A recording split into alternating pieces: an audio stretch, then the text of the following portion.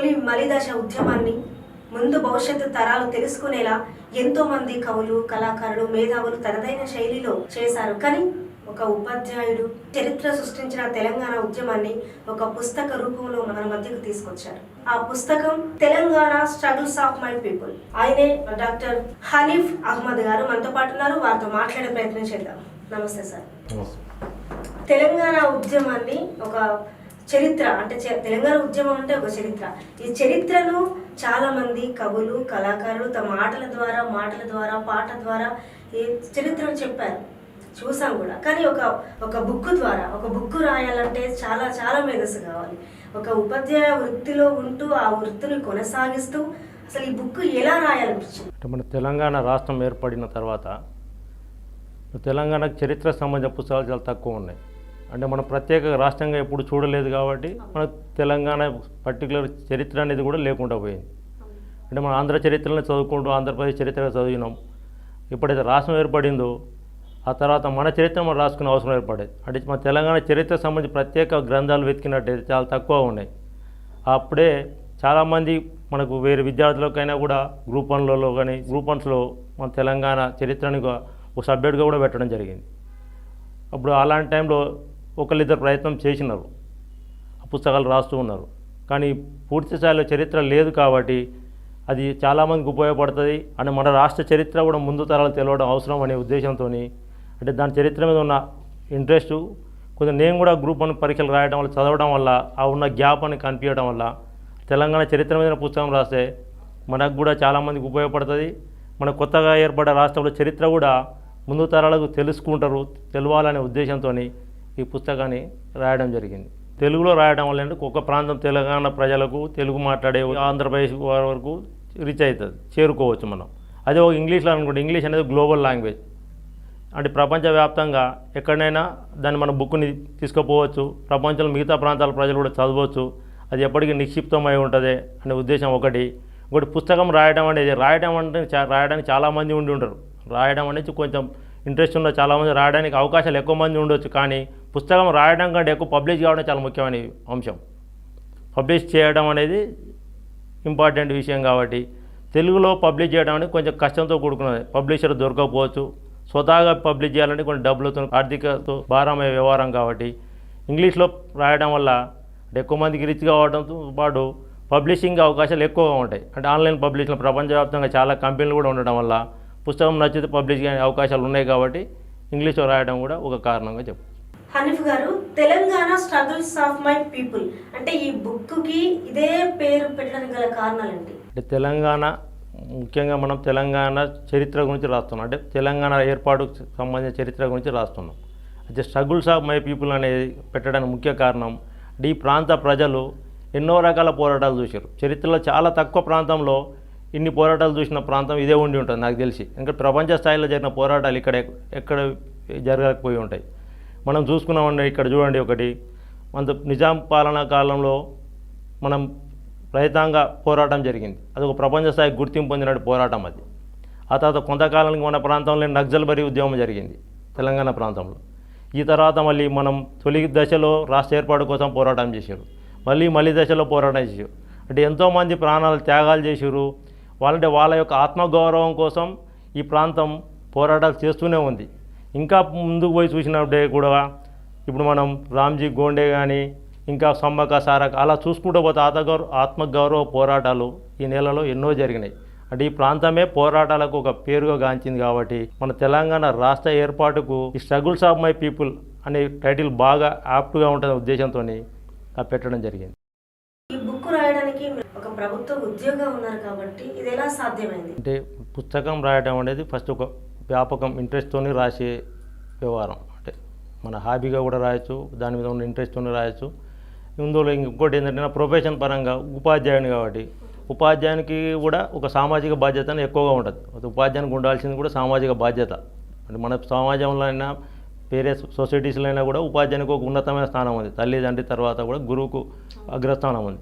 అంటే ఉపాధ్యాయులే సమాజంలో ప్రతి అంశాలని స్పందించి సామాజిక బాధ్యతగా మనం ఎన్నో చూస్తూనే ఉన్నాం. ఎన్నో సంస్కరణలు జరగడానికి కందుకూరి వీరేశలింగం ఏమైనా చూసినప్పటికీ, ఇంకా రాజారామోహన్ ఎవరైనా చాలామంది చూడండి సంస్కర్తలు ఎవరైనా కూడా అంటే సొసైటీలో జరిగే సామాజిక వెనుకబాటుతనాల మీద పోరాటం చేసేవానికి ఉపాధ్యాయులు ఎక్కువగా ఉండే అవకాశాలు ఉంటాయి. ఎందుకంటే వాళ్ళు తొందరగా తెలుసుకునే అవకాశం ఉంటుంది, సమాజం మీద అవగాహన ఉంటుంది, చేసే అవకాశాలు కూడా ఎక్కువ ఉంటాయి.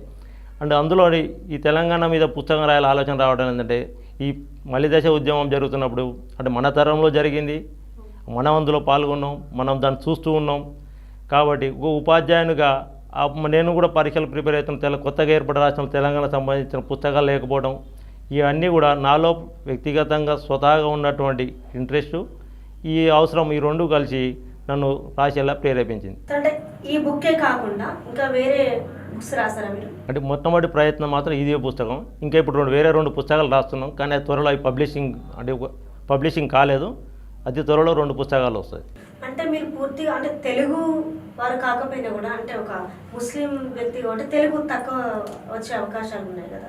సో ఇంగ్లీష్ ఎలా ట్రాన్స్లేట్ చేయగలిగారు? అంటే బుక్ రాసే ముందు మీకు ఏమైనా ఇబ్బందులు ఎదురయ్యాయా? అంటే ప్రతిదీ కూడా మన తెలుగులో ఎక్కువ ఉంటుంది కాబట్టి ఈ డేటా మొత్తం తీసుకునేటప్పుడు ఇంగ్లీష్లో రాసేటప్పుడు మీకు ఏమైనా ఇబ్బందులు ఏమైనా కనిపించాయి? అంటే అలాంటి ఇబ్బందులు ఏం లేదు. ఎందుకంటే నేను ముస్లిం అయినప్పటికీ కూడా నేను ఉపాధ్యాయునిగా పనిచేస్తాను, గ్రామీణ ప్రాంతాల్లో పనిచేస్తాం. నేను కూడా గ్రామీణ నేపథ్యం నుండి వచ్చిన కాబట్టి నాకు తెలుగు భాష మీద బలమైన పట్టే ఉంది. నేను ఆ తెలుగు కూడా అనర్గళంగా కూడా మాట్లాడగలను.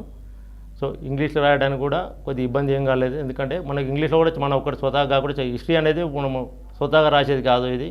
ఎందుకంటే మనం ఫ్యాక్ట్స్ ఆధారంగా రాసే పుస్తకం కాబట్టి కావాల్సిన రెఫరెన్స్ పుస్తకాలు చదవడం జరిగింది. జర్నల్స్ నుండి సమాచారం సేకరించడం అంటే ఇంగ్లీష్లో కానీ తెలుగులో కానీ చాలా సోర్స్ ఇంటర్నెట్ ద్వారా కానీ ఎన్నో రకాల సోర్స్ ద్వారా మనం ఇన్ఫర్మేషన్ గ్యాదర్ చేసి రాయడం జరిగింది. కాబట్టి ఇంగ్లీష్ ఒక రకంగా చెప్పడం తెలుగు కంటే కూడా ఇంగ్లీషే కొంచెం ఈజీ అనుకుంటుంది పబ్లిషింగ్ చేయడానికైనా, టైపింగ్ అయినా, ఎందుకైనా. కాకపోతే తెలుగు మాట్లాడడం మనకు మంచి భాష, మనం మాతృభాష కాబట్టి బాగుంటుండొచ్చు. కానీ మన బుక్ పబ్లిషింగ్కి మాత్రం కొంచెం ఇంగ్లీషే వెసులుబాటుగా ఉంటుంటుంది. తెలంగాణ ఉద్యమం గురించి మీరు ఒక బుక్ రాస్తారు కాబట్టి తెలంగాణ ఉద్యమంలో మీరు పార్టిసిపేట్ చేశారు సార్? తప్పకుండా. ఎందుకంటే మన తరంలో జరిగింది. ఉపాధ్యాయుల రంగానికి సంబంధించి కూడా అంటే ఆ రోజు తెలంగాణ ఉద్యమంలో కవులు, కళాకారులు, మేధావులు, సంపన్న వర్ణాలు కూడా రోడ్డు మీదకి వచ్చాయి, రాస్తారోకోలు చేశారు, చాలా ఉద్యమాలు చేశారు. కాబట్టి ఆ ఉద్యమంలో మీరు చేసినప్పుడు మీకున్న ఎక్స్పీరియన్స్ ఏంటి? ఉపాధ్యాయులు కూడా పార్టిసిపేట్ చేశారు కాబట్టి ఉపాధ్యాయునిగా నేను కూడా పార్టిసిపేట్ చేసిన. స్వతహాగా కూడా ఉపాధ్యాయుని కాకపోయి ఉన్నా కూడా పార్టిసిపేట్ చేసేటం. ఎందుకంటే నేను యూనివర్సిటీ చదువుకునేటప్పుడు కూడా క్యాంపస్లో చదువుకునే రోజులలో కూడా ఉద్యమం మీద ఆకర్షణ ఉండేది కొద్దిగా. కాకపోతే తెలంగాణ ముఖ్యంగా జరిగిందే నిధులు నియామకాల మీద. నియామకాలు లేవు, మన ఉద్యోగాలు పోతున్నాయనే ఈ జనరేషన్లో ప్రతి విద్యార్థి, ఉన్నత విద్య చదువుకున్న ప్రతి ఒక్కరి ఆలోచనలో ఏంటంటే మన ఉద్యోగాలు వేరే వాళ్ళకి పోతున్నాయి, మనకు రావట్లేదు, తెలంగాణ ఉంటే మనకు వస్తాయనే ఆలోచనతో ఉన్నాం తరం మనం కూడా అదే ఆలోచనలో ఉన్నాం. ఎప్పుడైతే ఉద్యమం వచ్చి మన రాష్ట్రం ఏర్పాటవుతుందన్నప్పుడు మనకు స్వతహా తెలియకుండానే కూడా మనలో ఉన్న ప్రేరణతోనే చాలా సమావేశాలకు పోవడం జరిగింది, చాలా అన్నింటిలో పాల్గొనడం జరిగింది. అంటే వృత్తిరీత్యా చేయకూడని పనుల్లో కూడా కొన్నిసార్లు పాల్గొనడం జరిగింది. ఆ తర్వాత ఈ సకల జిల్లా సమ్మెలో అంత ఉపాధ్యాయులు కూడా బాటంగా మద్దతు ప్రకటించి అందరూ కూడా పబ్లిక్గా అందరు రావడంతో మనం కూడా స్వేచ్ఛగా కూడా పాల్గొనడం జరిగింది. అంటే ఇప్పుడు వంట మార్పు కానివ్వండి, సకల జిల్లా సమ్మె ఇలాంటి ఉద్యమ టైంలో ఉపాధ్యాయుల పాత్ర కూడా ఉంది కాబట్టి అందులో మీరు కూడా భాగస్వాములు అయ్యారు. కాబట్టి ఈ బుక్ రాసేటప్పుడు మిమ్మల్ని ఏమన్నా కొన్ని విషయాలు ప్రభావితం చేశాయంటారా? తప్పకుండా అలాంటి ప్రభావితం చేసే కాబట్టి ఆ తెలంగాణ చరిత్ర రాయాలని ఆలోచన వచ్చింది. ఎందుకంటే మన తెలంగాణ సమాజంలో మనం ముందుకెళ్ళి మనకు ఉద్యోగం మీద ఆకర్షణ ఉండటం, అందులో మనం కొద్ది సఫర్గా అంటే మనకు ఉద్యోగాలు పోతున్నాయి భావనతో ఉండటం, మన టైంలో ఉద్యోగం రాయడం, అందులో మనం పార్టిసిపేట్ చేయడం, అంటే కొత్త రాష్ట్రం ఏర్పడ్డప్పుడు మన చరిత్ర గురించి తెలుసుకునే అవకాశం వేరే వాళ్ళకి లేకపోతే చాలా పుస్తకాలు వస్తే బాగుండే ఆలోచనతో అందులో అదే ఇన్స్పిరేషన్తోనే పుస్తకం రాయడం జరిగింది. సో మీ జీవితంలో మీరు పుస్తకం రాయడానికి, ఎందుకంటే తెలంగాణ చరిత్రని ఒక బుక్లో రాయడం అనేది మామూలు విషయం కాదు కాబట్టి ఎలా అంటే ఎవరు స్ఫూర్తిదాయకంగా నిలిచారంటారు ఎక్కువ? అంటే ఈ పుస్తకం రాయాలని ఒక వ్యక్తిగా అయితే ఎవరు ప్రభావితం కాలేదు. ముఖ్యంగా అంటే ఉద్యమమే కావచ్చు. అంటే తెలంగాణ ఏర్పడే రాష్ట్రం, ఆ తెలంగాణ మీద ఒక పుస్తకం రాస్తే మనకు కూడా చరిత్రలో మనకు అంటూ పేరు ఉంటుంది. పుస్తకాలు తక్కువగా ఉన్నాయి కాబట్టి మనం అందులో పాల్గొన్నాం. మన తరంలో వచ్చిన ఉద్యమం, మనం చూస్తున్న ఉద్యమం, కొత్తగా ఏర్పడ్డ రాష్ట్రం కాబట్టి ఏ సమాజానికైనా చరిత్ర అనేది చాలా అవసరం. ముందు తరాలు తెలవాలంటే చరిత్ర, సంస్కృతి గురించి నెక్స్ట్ తరాలు తెలుసుకోవడం పుస్తకమే ఆధారం. అంటే అలాంటి పుస్తకం అది మనం లేవు కాబట్టి ఆ ఆలోచనే నాకు రాయాలని ఇన్స్పిరేషన్ జరిగింది. సార్ చెప్పండి, ఈ పుస్తకం రాయడానికి మీరు ఏదైనా సహకారం తీసుకున్నారా? తీసుకున్న సహకారం అంటే ఒక మిత్రుడు, ఒక శ్రీనివాస్ అని నా క్లాస్మేట్, మరి ఉపాధ్యాయుడు, ఇంకో ఆసిఫ్ అని ఇంకో మిత్రుడు, వాళ్ళకి కొంచెం సహకారం ఉన్నది. అంటే మనం బుక్ రాయడం వల్ల అంటే ఎలాంటి ముందుకు పోవాలనే దాని మీద, అంటే సబ్జెక్ట్ ఎక్కడి నుంచి, కాంటెంట్ ఎలా మొదలు పెట్టాలి ఎక్కడ అని కొంచెం వాళ్ళ అభిప్రాయం పంచుకొని వాళ్ళ సహకారంతో కొద్దిగా రాయడం జరిగింది. ఈ బుక్ ఎన్ని రోజుల్లో పూర్తి చేశారు? బుక్ అంటే ఇది ఒక 1-2 years పట్టింది అండి. 2 years.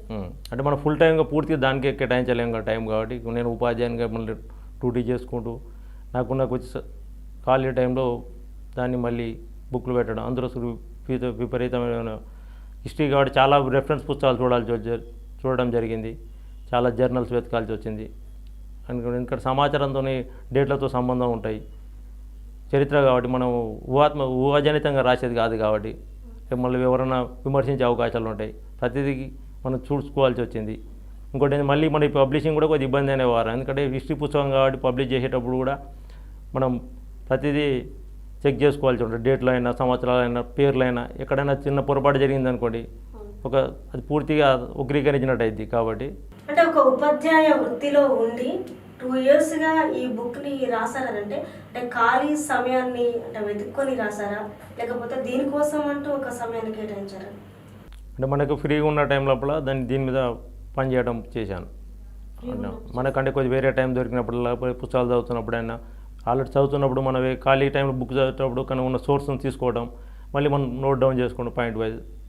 ముందే ఒక టాపిక్ వైజ్ చేసుకున్నాం. ముందు అంటే బుక్స్ రాయడం కంటే ముందే ఒక కాంటెంట్ తీసుకోవడం జరిగింది. అంటే మనం ఎలా స్టార్ట్ చేయాలనేది. ఇప్పుడు హిస్టరీ అనేది తెలంగాణ అంత ముందు పుస్తకాలు లేవు మనకి తెలంగాణ చరిత్రలో.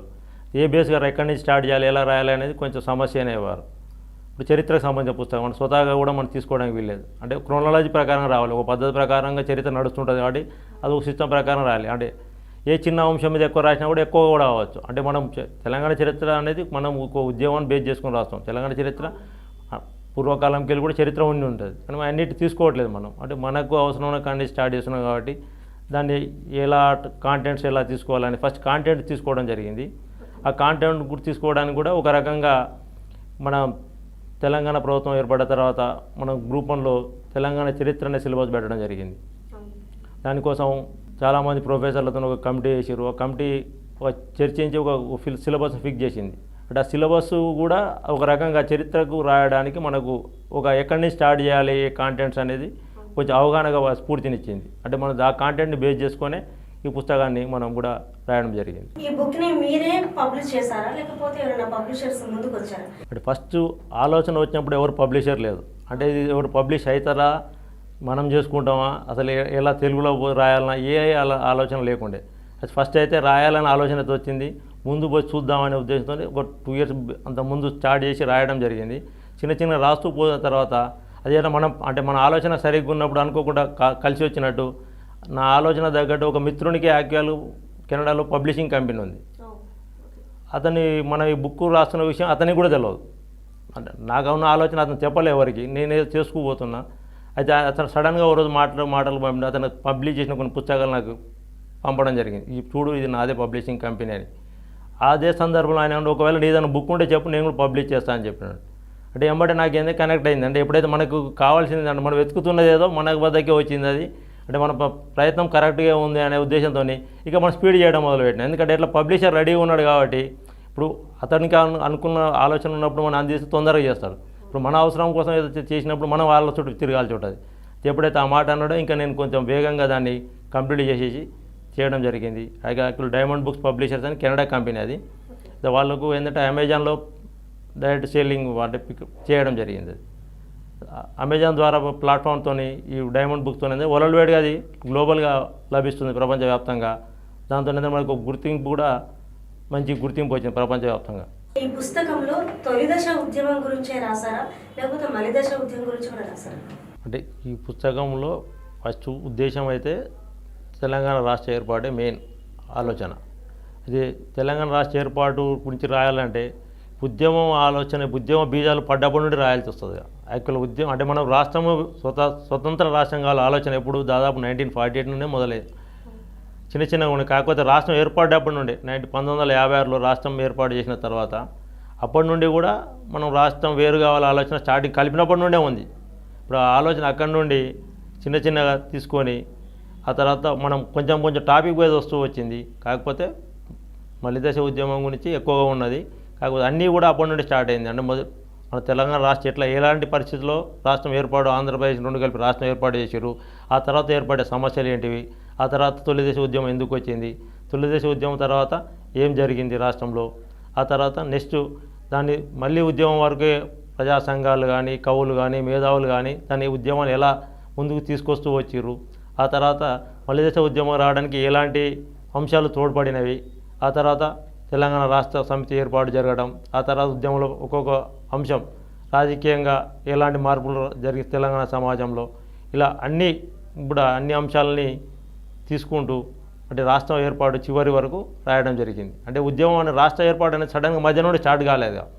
రాష్ట్ర ఏర్పాటు అనేది ఎప్పుడైతే రాష్ట్రం కలిపిరో అప్పటి నుంచి ఐడియా ఉంది. ఐడియా అనేది ఒక చిన్నగా పెరుగుతూ వస్తుంది, మళ్ళీ ఒకసారి తగ్గింది, మళ్ళీ పెరుగుతూ వస్తుంది. కాబట్టి మనం చదివే వారికి అర్థం కావాలంటే స్టార్టింగ్ నుండి చదవాల్సి వస్తుంది. రాష్ట్రం ఏర్పాటు ఇప్పుడే ఆలోచన రాలేక, రాష్ట్రం కలిపినప్పటి నుండి రాష్ట్రం వేరు కావాలనే ఆలోచన వచ్చింది.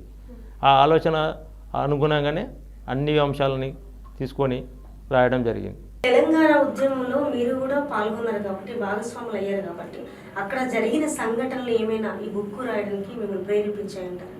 అంటే పుస్తకం మీద ప్రభావం చూపుతాయి కదా సార్. మన తెలంగాణ కోసం మీరు ఒక ఉపాధ్యాయుడిగా ఉద్యమాలు చేశారు, ఎన్నో ఉద్యమాలు చేశారు. తెలంగాణ అంటేనే ఉద్యమాలతో నిండి ఉంది కాబట్టి, తెలంగాణ ఉద్యమంలో కూడా అత్యంత కీలకమైంది కాబట్టి, సో అందులో మీరు భాగస్వాములు అయ్యారు. సో ఈ తెలంగాణ ఉద్యమాన్ని ఖచ్చితంగా నేను లిఖించాలి, నేను రాయాలి, ఖచ్చితంగా ప్రజలకు తెలియపరచాలనే ఒక నినాదం ఉంటుంది కాబట్టి, సో ఆ రకంగా వచ్చిందంటారా ఈ ప్రేరణ? అంటే తెలంగాణ మూమెంట్ అనేది మనకు పుస్తకం రాని ఇన్స్పిరేషన్.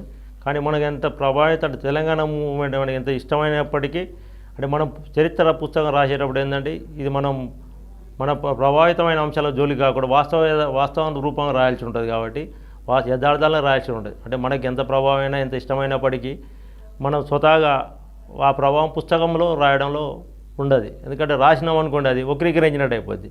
చరిత్ర అంటేనే ఫ్యాక్ట్స్ ఓరియంటెడ్ అండ్ అంతకుముందు జరిగిన సంఘటనలు సమాచారం పూర్తిగా వాస్తవ ఆధారంగా రాయాల్సి ఉంటుంది.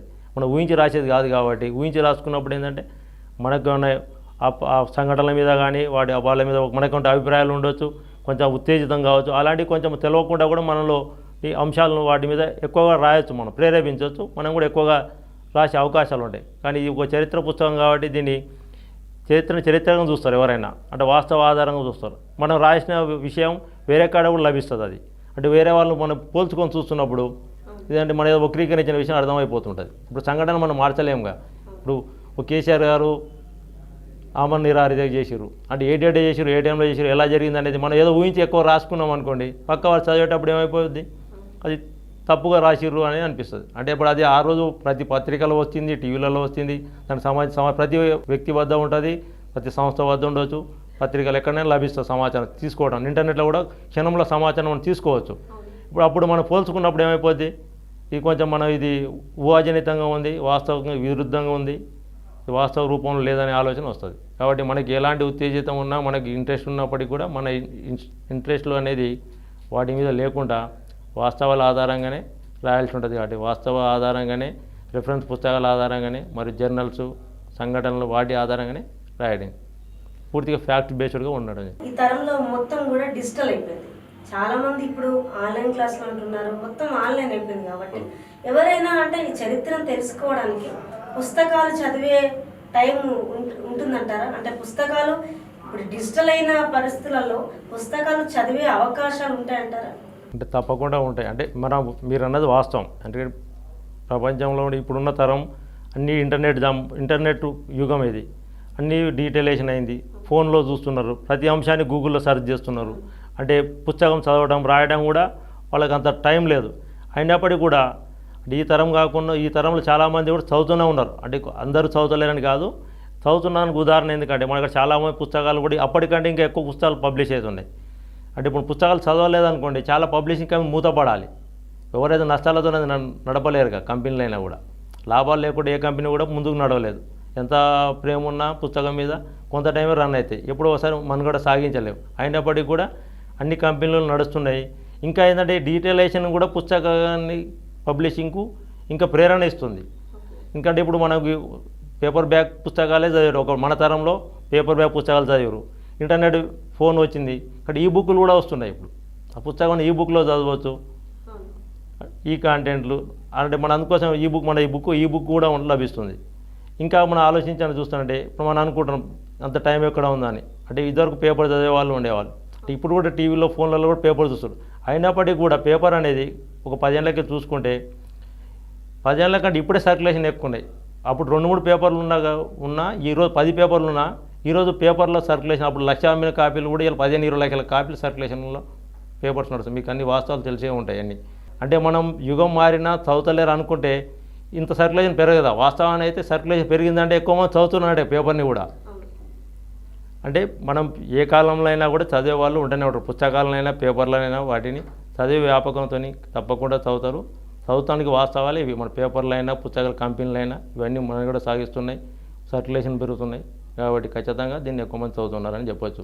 అంటే ఈ ప్రపంచం వేగమైన కాలంలో చరిత్రను తెలుసుకోవడానికి ఎంతమంది ఆసక్తి చూపుతారు? కరెక్ట్, తప్పకుండా. ఎందుకంటే చరిత్ర తెలుసుకోవాల్సిన అవసరం తప్పకుండా ఉంది. అంటే ఇప్పుడు మనం ఉన్న కార్పొరేట్ కాలంలో కూడా మనం పాఠశాలలు కూడా విస్మరిస్తున్నాయి. ముఖ్యంగా ఏంటంటే ప్రతి ఒక్కరికి డాక్టరు ఇంజనీరు కావాలనే ఉద్దేశంతో ఈ కార్పొరేట్ స్కూళ్ళలో చదువుతారు పిల్లలు. అంటే వాళ్ళకి కార్పొరేట్ స్కూళ్ళలో వాళ్ళకి మిషన్లు ఇంజనీర్ని డాక్టర్ని తయారు చేసే ఉద్దేశంతో ఆ ఇంజనీర్కు డాక్టర్ కావాల్సిన సబ్జెక్టులు మాత్రమే ఎక్కువ స్ట్రెస్ చేసి మిగతా ఈ సబ్జెక్టులు కావని చెప్తున్నారు. అంటే చరిత్ర అనేది తెలుసుకోవడం ఎందుకు అవసరం అంటే మనం ఏదో ఉద్యోగం చేయాలన్నా వ్యాపారం చేయాలన్నా ఎవరికైనా ఏమంటారు అనుభవం ఉందంటే ఎక్స్పీరియన్స్ తప్పకుండా అడుగుతారు. ఎక్స్పీరియన్స్ అంటే ఏంటి? గత అనుభవం, పాత చరిత్ర వెనకదేగా మీకు అంతకుముందు ఏం చేసినాం అనేది. అంటే మనం చరిత్ర తెలుసుకోవడం ఏం తెలుస్తుంది? గత కాలంలో సమాజం ఎలా ఉంది, ప్రభుత్వాలు ఎలా వ్యవహరించినాయి, ఆర్థిక వ్యవస్థలు ఎలా ఉన్నాయి, ఎలా మన నాగరికత అభివృద్ధి చెందింది, ఎలా ట్రాన్స్ఫార్మ్ అయిందనే విషయాలు తెలుసుకుంటే అవన్నీ మనకు అనుభవంగా మనకు వస్తాయి. ఈరోజు అలాంటి అనుభవంతోనే ప్రభుత్వాలను నడపవచ్చు, వ్యవస్థను నిర్మించుకోవచ్చు. ఇప్పుడు ఉదాహరణ ఈ మధ్య కరోనా చూడండి, కరోనా వచ్చింది, కరోనాకు లక్షల మంది వస్తారు. కానీ ఇది ఇప్పుడు ఈ మధ్య కరోనా వచ్చినాక చాలామంది అన్ని చూస్తారు. స్పానిష్ ఫ్లూ 1910లోనే వచ్చింది, 10 కోట్ల మంది చనిపోయారు. అంటే అది రెండోసారి ఏ విధంగా రూపాంతరం చెందింది, ఎంత నష్టం చేసిందని ఆ అనుభవాలతోనే మనం ప్రభుత్వాలలో ముందుగా మేలుకొని దానికి అనుగుణంగా ప్రణాళికలు సిద్ధం చేసుకుంటారు. అంటే ఇప్పుడు ఫస్ట్ వేవ్ వచ్చింది, సెకండ్ వేవ్ వచ్చింది, థర్డ్ వేవ్ కూడా వస్తుందంటే గత అనుభవాలను దృష్టిలో పెట్టుకునేగా, అనుభవంతోనేగా మనం తెలిసేది. ఎలాంటి అనుభవం లేదనుకోండి ఇలాంటి ఆలోచన రావు, అంటే ఎక్కువ నష్టపోతాం. అప్పుడు అన్ని కోట్ల మంది చనిపోయారు కాబట్టి ఇంత పెద్ద ఉపద్రవం వచ్చిన ప్రపంచవ్యాప్తంగా ఈ రోజుకి 40 లక్షల మందే చనిపోయారు. అంటే మనకు పాత అనుభవాన్ని ఆధారంగానే మన ఆలోచనల్ని విధానాలను మార్చుకుంటున్నాం కాబట్టి వాటిని కంట్రోల్ చేసుకుంటూ పోతున్నాం. అంటే ఏ సమాజానికైనా చరిత్ర అనేది తప్పకుండా అవసరం. చరిత్ర చదువుకోవడం వల్ల ఏంటంటే మన మూలాలు తెలుస్తాయి. మన మూలాలు తెలియకుండా ముందుకు పోవడం కూడా ఉపయోగం లేదు. మన గత అనుభవాలు వాటి నుండి పాఠాలు నేర్చుకొని రేపటి తరానికి వర్తమానానికి అన్వయించుకుంటాం. మన ఎక్స్పీరియన్సెస్ అంతే. ఎక్స్పీరియన్స్ మీన్స్ మనం చేసే పనికి ఈ రోజుకు రేపటికి దాన్ని ఎట్లా ఉపయోగించుకోవాలనే ఉద్దేశానికి పనికి వస్తుంది. సో చరిత్ర అనేది కూడా అలాంటిది. చరిత్రని తప్పకుండా తెలుసుకునేటేనే నెక్స్ట్ రేపటి ఆలోచనలు, రేపటి విధానాలని మనం దానికి అనుకూలంగా చేసుకోగలం. ఈ బుక్ రాసిన తర్వాత ఎవరైనా స్పందించారా సార్? అంటే బుక్ చదివినవారు విమర్శ అయితే రాలేదు, కాకపోతే అందరు విమర్శ అయితే రాలేదు. ఎందుకంటే అది మన ప్రయత్నం తెలంగాణ మీద రావడం, అందులో తక్కువ పుస్తకాలు ఉండడం వల్ల ఏంటంటే మంచి ప్రయత్నం చేశామని అందరూ కూడా ప్రోత్సహించారు. ఎవరు బుక్ చూసినా కూడా చాలా గొప్ప ప్రయత్నం చేశాం, మా తెలంగాణ మీద మంచి పుస్తకం, నాకు తెలిసి చాలా తక్కువ పుస్తకాలు ఉన్నాయి, అందులో నీదో ఒక పుస్తకం రాయడం అని చాలామంది జర్నలిస్ట్ మిత్రులు అయినా, చాలామంది ఉపాధ్యాయ ఫ్రెండ్స్ అయినా, వేరే వాళ్ళ నాయకులు కూడా చాలామంది చెప్పారు చాలా బాగుంది, మంచి ప్రయత్నం చేసినామని. చాలామంది కూడా ఎంకరేజ్ చేశారు, ఎవరు కూడా విమర్శించలేదు. ఇప్పుడు విమర్శించలేదు కాబట్టి ఎంకరేజ్ చేశారు కాబట్టి ఇప్పుడు మా జర్నలిస్ట్ మిత్రుల ద్వారా ఇప్పుడు మీ ఛానల్ దాకా నేను రావడం జరిగింది. మీరు రాసిన పుస్తకం చదివిన వారికి ఎలాంటి ప్రేరణ కలుగుతుందంటారు? తప్పకుండా పుస్తకం అనేది ఎవరికైనా ఇన్స్పిరేషన్ ఉంటుంది.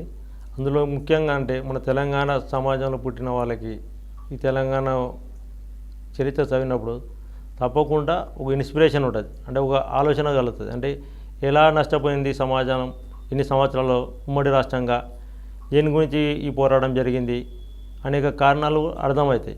అంటే ఇక్కడ ఏం అర్థం పిల్లలకు నెక్స్ట్ తరానికి అంటే మనం ఈరోజు అనుభవిస్తున్నటువంటి స్వేచ్ఛ కానీ కొన్ని ఇప్పుడు ఏదైనా చరిత్ర ద్వారా తెలుస్తాయి.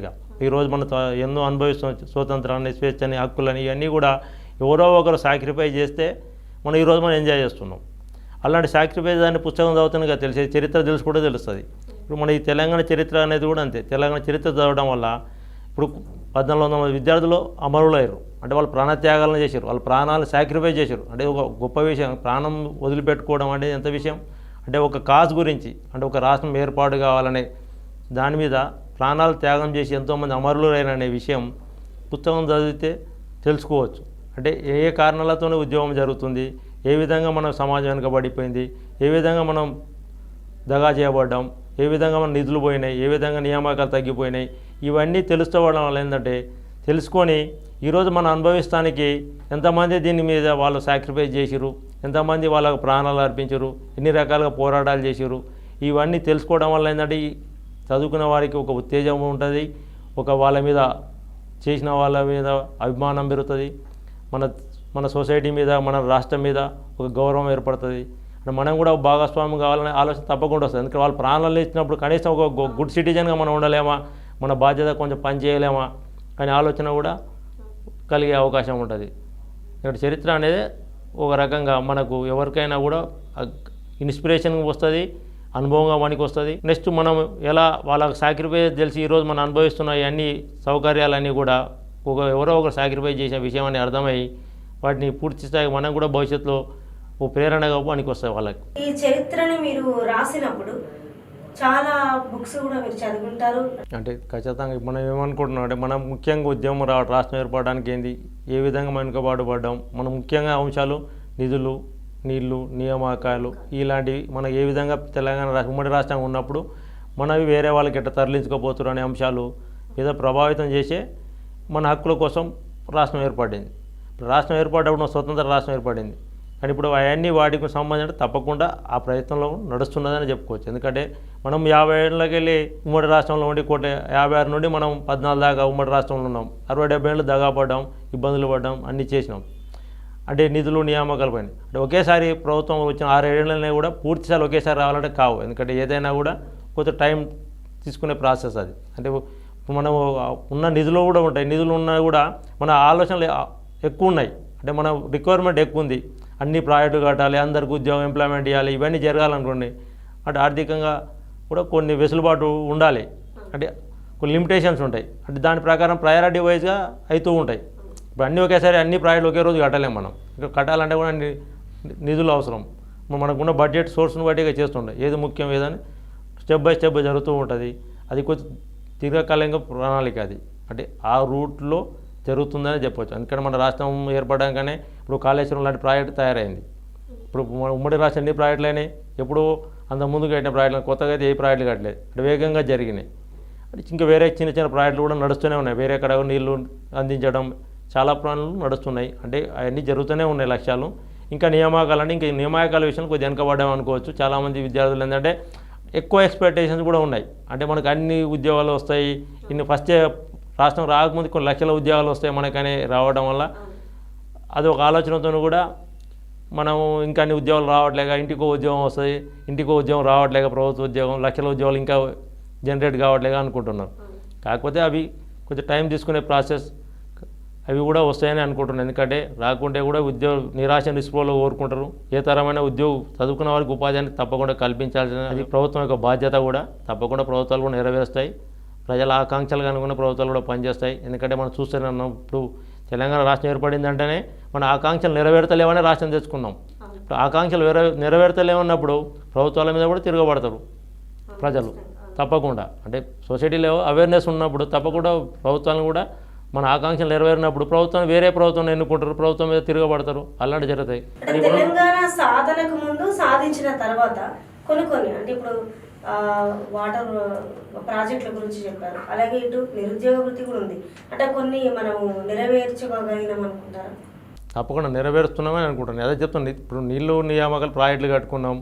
నియామకాల విషయంలో అంటే అన్ని ఉద్యోగాలు నింపుతూనే ఉన్నారు. కానీ కొన్ని పెద్ద మొత్తం గ్రూప్ 1 గ్రూప్ 2 తెలంగాణ రాష్ట్రం ఏర్పడిన తర్వాత గ్రూప్ 1 లాంటివి నోటిఫికేషన్ రాలే. అది కూడా తీవ్ర నిరాశ, విద్యార్థులకు నిరాశకు లోనవుతున్నారు. కాకపోతే నేను చెప్పానుగా ఎక్స్పెక్టేషన్స్ ఎక్కువ ఉన్నాయని. అంటే రాష్ట్రం ఏర్పడగానే కొన్ని లక్షల ఉద్యోగాలు వస్తాయి, ఇంటికో ఉద్యోగం వస్తాయని ఆలోచన అవుతున్నాయి. కాబట్టి ఆ లెవెల్లో ఉద్యోగాలు జనరేట్ కావాలి అనే ఆలోచన కూడా ఒకటి ఉన్నది. కాకపోతే అవి కొన్ని సమస్యలతో కూడా కొన్ని లేటు కూడా అవుతుంది. అంటే కొత్త జిల్లాలు ఏర్పడడం, జోనల్ సమస్యలు ఇలాంటివి కూడా కొన్ని కోర్టు వివాదాలతో కూడా కొద్దిగా నియామకాల విషయంలో కొంచెం లేటు కూడా జరుగుతున్నది. అవి కూడా పూర్తి స్థాయిలో అవుతాయని అనుకుంటాను. ఎందుకంటే అది ప్రజల ఆకాంక్షలు అనుకున్న ప్రభుత్వం పనిచేస్తలేదనుకోండి, ప్రజలలో కూడా అసంతృప్తి వస్తుంది. ప్రభుత్వాలను కూడా కొత్త ప్రభుత్వం రావాల ఆలోచనలు కూడా వస్తుంటాయి. కాబట్టి ప్రభుత్వం కూడా అది ప్రభుత్వమే పనిచేస్తుంది. ప్రభుత్వానికి తప్పకుండా ప్రజల ఆకాంక్షలు అనుగుణంగానే పనిచేస్తుంది, పని చేయాలి కూడా, తప్పకుండా చేస్తాయని అనుకుంటున్నాను నేను. ఖచ్చితంగా రాష్ట్రం ఏర్పడడానికి చాలా మార్పు జరిగింది. అభివృద్ధి అనేది జరుగుతూనే ఉన్నది, మనం చూస్తూనే ఉన్నాం. ఎందుకంటే మనం ఉమ్మడి రాష్ట్రంలో ఉన్నప్పుడు కూడా 1,00,000 కోట్ల బడ్జెట్లో ఉన్నాయి. ఉమ్మడి రాష్ట్రం తెలంగాణ రాష్ట్రం ఏర్పడడానికి కూడా 1,50,000 కోట్ల దాకా బడ్జెట్ పెట్టుకుంటున్నాం. అంటే అభివృద్ధి అనేది వైపే ప్రయాణం చేస్తున్నామని అనుకోవచ్చు. అంటే ఈ బుక్ రాస్తున్నప్పుడు అంటే మొదలు నుండి బుక్ స్టార్ట్ చేస్తున్న దగ్గర నుండి ఎండ్ అయిన తర్వాత పబ్లిష్ అయిన తర్వాత కూడా మీతో పాటు ఎవరైనా జర్నీ చేస్తారా? అంటే ఒక శ్రీనివాస్ అనే ఒక ఫ్రెండ్ ఉన్నాడు. అంటే యాక్చువల్ థాట్ వచ్చినప్పుడు ఆయన అతనికి ఒక్కనికే చెప్పి ఉంటే, అంటే మనం చదువుతున్నప్పుడు బుక్స్ తెలంగాణ మీద సరే బుక్స్ లేవు, ఈ బుక్ రాస్తే బాగుంటుంది అన్నప్పుడు అతను ఎంకరేజ్ చేయడం, రాయి మంచిగా ఉంటుందని. అంటే అతని మనకు ఎప్పుడు కూడా ఆ థాట్ అనేది బుక్ పబ్లిష్ అయ్యేందుకు ఇద్దరు వ్యక్తులకే తెలుసు. అంటే శ్రీనివాస్కు, ఆ పబ్లిషర్ అయిన మిత్రునికి, బుక్ అయ్యేవారికి. అందుకని ముందే ఎవరికి చెప్పలేదు, చెప్తే కూడా డిస్కరేజ్ కావచ్చు, బుక్ పబ్లిష్ అవుతుందా కావచ్చు, ఎన్నో ప్రశ్నలు వస్తుంటాయి. మనం కూడా డిస్కరేజ్ వెనక అడిగేయచ్చు. అంటే అది హిస్టరీ బుక్ వాస్తవం అంత ఈజీగా రాయగలుగుతావా, రాసి పబ్లిష్ అవుతా, ఎన్నో ఆలోచనలు వస్తాయి. ఇప్పుడు మన మనసులో ఉన్న ఆలోచనని పక్క వాళ్ళు ఎంకరేజ్ చేయకపోవచ్చు. ఆ ఉద్దేశంతో ఎవరికి చెప్పలే, ఒకరికే చెప్పిన. ఒక మిత్రుడు శ్రీనివాస్ అనే నా మిత్రుడు మరియు నా తోటి ఉపాధ్యాయుడు కూడా, అతను నాతో కలిసి పనిచేస్తున్నాం. అతడు ఫస్ట్కి వెళ్ళి కూడా ఎంకరేజ్ చేసి రాయమని చెప్పడం. దాంతో ఈ పబ్లిషర్కి మళ్ళీ ఆ పబ్లిషర్ ఎప్పుడైతే పుస్తకం గురించి టాపిక్ వచ్చిందో ఆ పబ్లిషర్ చెప్పిన నాదో పుస్తకం ఉందని. వాళ్ళిద్దరికి బుక్ పబ్లిష్ అయిందో పబ్లిష్ అయిన తర్వాతనే అందరికీ తెలుసు. బుక్ రాయడం వేరు, ఎండింగ్ వేరు, స్టార్టింగ్ వేరు, తర్వాత పబ్లిష్ అయిన తర్వాత ఎలా అనిపించింది? పబ్లిష్ కాగానే చాలా సంతోషం విషయం. ముఖ్యంగా ఎందుకంటే మనం ఫస్ట్ మొదలు పెట్టినప్పుడు పబ్లిష్ అవుతుందా ఎలాంటి ఆలోచన లేదు, పుస్తకం రాయాల ఆలోచన ఉంది. సరే మనం చేద్దాం, తర్వాత చూద్దాం అనే ఉద్దేశంతో కొంచెం రాస్తూ ప్రయత్నం మొదలుపెట్టినాం. భవిష్యత్తు ఎవరు దొరకడం మనమే పబ్లిష్ చేసుకుంటాం ఏమో ఆలోచనతోనే మొదలుపెట్టి ఉంటాం. నేను అయితే యాక్చువల్ ఎందుకంటే ఇప్పుడు పబ్లిషర్ దొరకని నమ్మకం లేదుగా. ఒకళ్ళు దొరకకపోతే కొన్ని కాపీస్ అయినా మనం పబ్లిష్ చేసుకో ఆలోచన కంప్లీట్ చేయాలని ఆలోచన మొదలుపెట్టిన. అనుకోకుండా మన ప్రయత్నం కావచ్చు, లేకుంటే దేవుని అనుగ్రహం కావచ్చు, లేకుండా తెలంగాణ చరిత్ర మీద కావచ్చు, పుస్తకం కూడా కావచ్చు. అందుకని మొదటిసారి మన తెలంగాణ చరిత్ర పుస్తకం రాస్తున్నప్పుడు అనుకోకుండా అప్రయత్నంగా దానికి ఒక గ్లోబల్ ప్లాట్ఫామ్ దొరికింది. అటు ఇంగ్లీష్లో నేను యాక్చువల్గా ఫస్ట్ అడిగిన ప్రశ్న, నువ్వు బుక్ ఇంగ్లీష్లో రాస్తున్నా తెలుగులో రాస్తామని. అంటే నేను యాక్చువల్గా ఫస్ట్ తెలుగులో అనుకున్నాను, కానీ ఎందుకు మళ్ళీ ఇంగ్లీష్లో రాయాలనుకున్నాను. నాకు కూడా ఆలోచన ఇంగ్లీష్ అయితే బాగుంటుందేమో అని పబ్లిషింగ్. కానీ ఆ ఎంబడి ఇంగ్లీష్లో ఉందంటే నేను పబ్లిష్ చేస్తాను. అంటే ఇప్పుడు అది కెనడా నుండి అమెజాన్లో డైరెక్ట్ యూఎస్ ప్రపంచవ్యాప్తంగా ఒకేసారి సేల్కి రావడం అనేది చాలా చాలా సంతోషం ఇచ్చింది. ఎందుకంటే అదేదో మన చిన్న ప్రయత్నం నేనే చేసుకుని నా పేరును పబ్లిష్ చేసుకుంటా, అలాంటి అవకాశాన్ని ఎవరో ఒక పబ్లిషింగ్ సంస్థ ముందుకు వచ్చి కెనడా నుండి ఉన్న కంపెనీ ప్రపంచవ్యాప్తంగా పబ్లిషింగ్ చేసి మన తెలంగాణ చరిత్ర బుక్లు పెట్టింది అనుకోండి. ఆ బుక్ తీసుకున్నప్పుడు నాకు కూడా చాలా సంతోషం. నా పేరు పుస్తకం చూసుకొని రాసేటప్పుడు స్టార్ట్ చేసేటప్పుడు తెలుగు అనుకున్నారు, తర్వాత ఇంగ్లీష్ వచ్చేసింది, తర్వాత మనం పబ్లిషర్స్ కూడా మీరు కెనడా నుంచి అలా కనెక్ట్ అవ్వడము ఏ రకంగా ఇదంతా ఒక అదిగా ఉంది కదా, అంటే ఎలా అనిపిస్తుంది? అదే మన కొన్ని అంటాం కదా, అంటే మన ప్రయత్నం సరి అనేది ఉంటే దానికి అప్రయత్నం ప్రకృతి కూడా తోడైద్ది అన్నట్టు. సేమ్ నాకు కూడా అదే అనిపించింది. ఎందుకంటే నేను మొదలుపెట్టినప్పుడు ఏదో చిన్న నాకు మనసులో ఉన్న థాట్ అది. సరే ఆ థాట్ కూడా నేను ఏంటంటే తెలంగాణ మీద రాయడమే దీనికి వచ్చిందేమో అనుకుంటున్నాను నేను. అంటే ఒక కాజు ఉన్న విషయం, చాలామంది కొన్ని సంవత్సరాలకు చేసిన పోరాటం, ఒక చరిత్ర సంబంధించిన పుస్తకం కాబట్టి నాకు అలాంటి అవకాశం వచ్చిందేమో అనుకుంటా. ఏదో వేరే నా పర్సనల్గా ఏదో పుస్తకం రాయాలనుకుంటా, వచ్చినో రాకపోతే తెలియకపోవు. కానీ ఇది మాత్రం ఈ బుక్ ఈ కాంటెంట్ అనేది కావచ్చు అనుకుంటాం. ఎందుకంటే చాలామంది పనికి వచ్చే కాంటెంట్, చాలామంది స్ట్రగుల్ చేసి ఎంతోమంది అమరులైన సంబంధించి చరిత్రకు సంబంధించిన పుస్తకం. అలాంటి ప్రయత్నానికే దేవుడు అలాంటి అవకాశం కల్పించడం అనిపిస్తుంది. ఒక పబ్లిషర్ని రప్న నన్ను పంపించి అతను అప్రయత్నంగా తనకి తానే నేను పబ్లిషర్ని చేస్తున్న ఆసిఫ్ అనే మిత్రుడు, నాదే పబ్లిషింగ్ కంపెనీ, పుస్తకం ఉందా చెప్పండి అంటే నేను రాసే ఆలోచన అతనికి తెలియదు, అతని కంపెనీ సంగతి నాకు తెలియదు, తెలియకుండా జరిగింది. అంటే ఇప్పుడు మన తనకు ఏర్పాటు చేసినట్టు అయిపోయింది. అది నేను రాసే ప్రయత్నానికి నన్ను పబ్లిష్ ఒక మార్క్ ఏర్పాటు చేసినట్టే అది ఒక అప్రయత్నంగా జరిగింది. అదే మన బలంగా మన ఆలోచన సరిగ్గా ఉన్నప్పుడు తప్పకుండా ప్రకృతి కూడా సహకరిస్తుంది అన్నదానికి ఈ బుక్ పబ్లిషింగ్ కూడా నిదర్శనం అని చెప్పొచ్చు. చిన్న చిన్న ప్రాంతాలను రాష్ట్రాలు చేయడం ద్వారా ఏమైనా విభేదాలు వస్తాయి, విభేదాలు ఏర్పడే అవకాశాలు ఉంటాయంటారు. ప్రాంతీయ విభేదాలు అంటారు. అవును, అంటే ఈ విషయం ఏంటంటే రెండు రకాలు చూడవచ్చు. అంటే చిన్న రాష్ట్రాలు సక్సెస్ అయినాయి, ఫెయిల్యూర్ అయినాయి. పెద్ద రాష్ట్రాలు కూడా సక్సెస్ అయినాయి, ఫెయిల్యూర్ అయినాయి. కాకపోతే నాకు తెలిసిన వరకు చిన్న రాష్ట్రాలు కూడా సక్సెస్ అవుతాయని అనుకుంటా. ఎందుకంటే వేరే చిన్నగా ఉండడం వల్ల అభివృద్ధి చెందడానికి ఆస్కారం ఎక్కువగా ఉంటుంది. అంటే పెద్దగా ఉన్నా కూడా అవుతాయి. అంటే పరిపాలన దక్షులను బట్టి, వాళ్ళ యొక్క విజన్ బట్టి, పరిపాలించే ప్రభుత్వాలను బట్టి కూడా అభివృద్ధి చెందుతాయి. కాకపోతే చిన్న దేశాలు, మనకంటే చిన్నగా ఉన్న ప్రాంతాల్లో దాదాపు 60-70 దేశాలు ఉన్నాయి. తెలంగాణ కంటే చిన్నగా ఉన్నాయి 60-70 దేశాలు ఉన్నప్పుడు ఒక తెలంగాణ అనే ఒక ప్రాంతం రాష్ట్రంలో తప్పేం కాదు. ఇక్కడ చిన్న ప్రాంతం అభివృద్ధి చెందడానికి ఎక్కువ అవకాశాలు ఉంటాయి. ఎందుకంటే పరిధి చిన్నగా ఉన్నప్పుడు పాలనా యంత్రాంగం అయినా ప్రభుత్వాలైనా ప్రజలకు చేరువగా చేరుతాం, ఇంకా వేగంగా అభివృద్ధి చేసుకునే అవకాశాలు ఎక్కువ ఉంటాయి. అంటే వాళ్ళకు ప్రాంతం కూడా తక్కువ ఉన్నప్పుడు వచ్చే నిధులు డబ్బులు కూడా కొద్ది ఏరియా ఇన్వెస్ట్ చేయడం తొందరగా వేగంగా అభివృద్ధి చెందవచ్చు. మనం ఉదాహరణ చెప్పుకుంటే ఇప్పుడు తెలంగాణ రాష్ట్రం ఏర్పడక ముందుకు ఉమ్మడి రాష్ట్రం ఉన్నప్పుడు కూడా రాష్ట్ర బడ్జెట్ 1,00,000 కోట్లు దాటలేదు. ఇది చిన్న రాష్ట్రం అయినప్పుడు కూడా 1,50,000 కోట్ల వరకు మన బడ్జెట్ పెరిగింది. అంటే మన చిన్న రాష్ట్రం అయినాక కూడా మన నిధులు పెరిగినాయి, మన ఆర్థిక వ్యవస్థ పెరిగింది. మన ఇవాళ చూస్తుంటే హైదరాబాద్ కూడా వేగంగా అభివృద్ధి చెందుతుంది. ప్రపంచంలోనే వేగంగా అభివృద్ధి చెందిన నగరాల్లో ఒకటి గుర్తింపు పొందుతున్నది. ప్రపంచవ్యాప్తంగా అనేక కంపెనీలు కూడా హైదరాబాద్ పెట్టుబడి పెట్టి వస్తున్నాయి. అంటే ఎక్కడైనా చిన్న ప్రాంతమైనా పెద్ద ప్రాంతమైనా కూడా కొంచెం చేసిన నాయకుల విజన్ బట్టి ఉంటుంది. కాకపోతే చిన్న ప్రాంతాలు ఎక్కువ వేగంగా అభివృద్ధి చెందుతాయని కూడా అనుకోవచ్చు. ప్రాంతీయ విభేదాలు అనేది చిన్న రాష్ట్రాలతో కూడా రావచ్చు, పెద్ద రాష్ట్రాలతో రావచ్చు. ఎందుకంటే పాలకులను బట్టి ఉంటుంది. ప్రజలలో ఎప్పుడు కూడా ప్రాంతీయ విద్వేషాలు ఒక దేశ ప్రజలలో ఏముండవు అవి. కాకపోతే ఇవన్నీ విద్వేషాలను ఎలా వస్తాయి? రాజకీయ ప్రయోజనాల కోసం రాజకీయ నాయకులు సృష్టించేటివే ఇవి ఉంటాయి. ప్రజలకు ఎందుకంటే ప్రజలకు ఏముంది, వాళ్ళు పక్క రాష్ట్రంతో ఏం కోరటం, వాళ్ళంతా భారతదేశంలో ప్రజలైనాయి. ఇప్పుడు పక్క దేశాలతోనూ ప్రజలు పట్టింపు లేనప్పుడు పక్క రాష్ట్రం ప్రజలతో ప్రజలకు ఎందుకు ఉంటాయి? నాకు తెలిసి ప్రజలకైతే ఎప్పుడూ ఉంటాయి. ఎందుకంటే ప్రజలు ఎప్పుడు కూడా మంచిగా కోరుకుంటారు. కాకపోతే ఇక్కడ జరిగే ప్రాంతీయ విద్వేషాలకు ముఖ్య కారణం రాజకీయాలే. రాజకీయ నాయకులు వాళ్ళ రాజకీయ లబ్ధి కోసం ఏదో రకంగా కొంచెం ప్రేరేపిస్తుంటారు. అలాంటి ప్రేరణకులోనే ఇలాంటి ప్రాంతీయ విద్వేషాలు వస్తాయని నేను అనుకుంటున్నాను. ఈ బుక్లో మీరు రాసిన ఈ బుక్లో తెలంగాణ ఉద్యమం ఎక్కడ నుండి స్టార్ట్ అవుతుంది, ఎక్కడ ఎండ్ అవుతుంది? అయితే మా తెలంగాణ ఈ చరిత్ర పుస్తకం for struggles of my people 3 భాగాలుగా రాయడం జరిగింది. అందులో అంటే first phase, second phase, third phase అని. మొదటి దశ అనేది మనం 1948 నుండి తీసుకుంటే 1970 వరకు. మళ్ళీ రెండో ఫేజ్ అనేది 1971 నుండి 1990 వరకు. మళ్ళీ మూడో ఫేజ్ అనేది 1990 నుండి 2014 స్టేట్ ఏర్పాటయ్యే వరకు.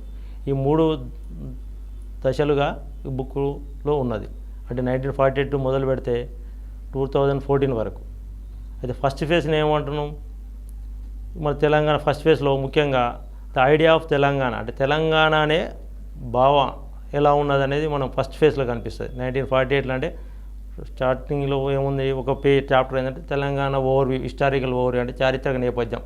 కొంచెం బ్రీఫ్గా కాకుండా కొంచెం బ్రీఫ్గా తెలంగాణ అనేది ఎప్పటి నుండి స్టార్ట్ అయింది, అంతకుముందు ఉన్న కుతుబ్ షాయిలు, ఓరుగలు ఇవన్నీ ఉన్నాయి రాజవంశాలు. క్రోనలాజికల్ కొంచెం తెలంగాణ వర్డ్ పదం అనేది ఎలా ఏర్పడ్డది, తెలంగాణ పేరు ఎలా వచ్చింది, తెలంగాణ అనే పదం ఎలా ఏర్పడ్డది, దాంతో చిన్న ఒక చాప్టర్ 1948కి కొంచెం అంటే ఇంట్రడక్షన్ లాగా. సడన్గా మన తెలంగాణ రాష్ట్రం రాకముందుకే తెలంగాణ సంబంధించిన చరిత్ర తెలవాలి కాబట్టి ఒక 20-30 పేజీలలో ఒక ఫస్ట్ టాపిక్గా తెలంగాణ హిస్టారికల్ ఓవర్వ్యూ విషయంలో తెలంగాణ పదం ఎలా ఏర్పడింది, తెలంగాణతో ముందు పరిపాలన, పూర్వకాలం ఎవరు, ప్రజెంట్ కొంచెం ఎలా సమాజం ఎట్లా అభివృద్ధి చెందిన వరకు ఉన్నది. ఆ తర్వాత నెక్స్ట్ స్టేట్ ఏర్పడడం, ఆంధ్రప్రదేశ్తో కలిపి ఆంధ్రప్రదేశ్ స్టేట్ ఫార్మేషన్ 1956. ఆ తర్వాత రాష్ట్రం ఏర్పడిన తర్వాత జరిగిన సంఘటనలు, ఆ తర్వాత పోరాటం మొదటిసారి, ఇవన్నీ ఫస్ట్ ఫేజ్లో అంటే ద ఐడియా ఆఫ్ తెలంగాణలో ఉంది. అంటే 1948 మొదలు పెడితే 1970 వరకు. సెకండ్ ఫేజ్కి మొబిలైజేషన్ పీరియడ్. మొబిలైజేషన్ పీరియడ్ అంటే రెండోసారి మొదటి ఉద్యమం అయిపోయింది. మొదటి ఉద్యమం అయిపోయిన తర్వాత రెండవ ఉద్యమం జరిగే వరకు, అదే 1971 నుండి 1990 వరకు ఉద్యమం అనే ఆకాంక్ష అంటే ఉధృతంగా లేదు, కానీ ఆలోచన అనేది పోలేదు పబ్లిక్లో. దాన్ని అలాగే లైవ్గా ఉండించారు. అంటే చనిపోకుండా ఆ ఆలోచనని నిరంతరం బ్రతికేలాగా చేసిన వాళ్ళు కళాకారులు, మేధావులు, రచయితలు ఎంతోమంది ఉన్నారు. ఆ పీరియడ్ని మొత్తం మొబిలైజేషన్ పీరియడ్గా మనం చూస్తున్నాం. అంటే 1971 నుండి 90 వరకు ఈ మొబిలైజేషన్ అంటే తెలంగాణ అనే ఆలోచన పోకుండా ప్రజలు అలా నానుస్తూ ఇది ఎప్పుడైనా వస్తుంది, ఎప్పుడైనా ఏర్పాటు జరుగుతుందని విషయాన్ని లైవ్లో ఉండడానికి ఎంతోమంది కృషి చేశారు. ఆ పీరియడ్ని 1971 నుండి 90 వరకు దీన్ని మొబిలైజేషన్ పీరియడ్గా చెప్పినాం. ఆ మొబిలైజేషన్ పీరియడ్లోనే మనకి నక్సల్బరీ మూమెంట్ రావచ్చు, లేకుంటే మనం ఇంతకుముందు చెప్పుకుంటే మన ఇవన్నీ దానికి డీటెయిల్గా మనం చదవండి. ఆ తర్వాత నెక్స్ట్ 1990 నుండి 2014 వరకు అనేది ఫైనల్ ఫేజ్ స్టేట్ ఫార్మేషన్ పీరియడ్గా చెప్పవచ్చు. 90 నుండి తర్వాత ఏమైనా ఎకనామికల్ రిఫార్మ్స్ జరగడం, దాని తర్వాత రాష్ట్రంలో ఎలాంటి మార్పులు లోనైంది, ఆ తర్వాత టీఆర్ఎస్ పార్టీ ఏర్పడడం, ఆ తర్వాత తెలంగాణ ఉద్యమం ఎలా ముందుకు పోయింది, ఆ తర్వాత ఈ సమాజంలో ఉన్నట్టు ఇప్పుడు ఎవరి రాజకీయ పార్టీల రోల్ ఏమిటి, ఇంటలెక్చువల్స్ రోల్ ఏమిటి, లాయర్లు, జర్నలిస్టులు, ఉపాధ్యాయులు, ఉద్యోగ సంఘాలు, విద్యార్థులు, సమాజం, సకల జనులు అందరివి ఎవరి రోల్ ఏంటిది, ఎలా రాష్ట్ర ఏర్పాటు జరిగింది, ఇవన్నీ లాస్ట్ ఫేజ్లో స్టేట్ ఫార్మేషన్ పీరియడ్ దాంట్లో చెప్పుకోవచ్చు. ఇవి 3 ఫేజ్గా మనం దీన్ని చెప్పడం జరిగింది. Telangana struggles of my people ఈ పుస్తక రచయిత హనీఫ్ అహ్మద్ గారితో ఈనాడు మన కార్యక్రమం. మరొక కార్యక్రమంలో మళ్ళీ కలుద్దాం. చూస్తూ ఉండండి టీ లైన్.